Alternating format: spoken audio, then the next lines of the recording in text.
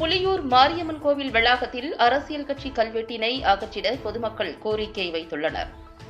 தமிழகத்தில் உள்ள பொது இடங்கள் உள்ளிட்ட சாலையோரங்களில் அரசியல் கட்சி கொடிக்கம்பங்கள் மற்றும் கல்வெட்டுகளை அகற்றிட மதுரை உயர்நீதிமன்றம் நடப்பாண்டு ஜனவரி மாதத்தில் உத்தரவிட்டது. அதன்படி நீதிமன்ற உத்தரவினை அமல்படுத்திட தமிழக அரசு உத்தரவிட்டு தமிழகம் முழுவதும் சாலையோரங்களில் வைக்கப்பட்டுள்ள கொடிக்கம்பங்கள் மற்றும் கல்வெட்டுகள் அகற்றப்பட்டு வரும் நிலையில் காஞ்சிபுரம் மாவட்டம் உத்திரமேரூர் வட்டம் புலியூர் கிராமத்தில் சாலையோரத்தில் வைக்கப்பட்டிருந்த பல்வேறு கட்சிகளின் கொடி கம்பங்கள் கல்வெட்டுகள் அகற்றப்பட்டன. அதில் அரசியல் கட்சி ஒன்றின் கல்வெட்டு அங்குள்ள மாரியம்மன் கோவில் இடத்தில் வைக்கப்பட்டுள்ளது. இந்த கல்வெட்டினை அங்கிருந்து அகற்றிட கிராம பொதுமக்கள் உத்திரமேரூர் தாசில்தார் தேன்மொழியிடம் மனு அளித்துள்ளனர்.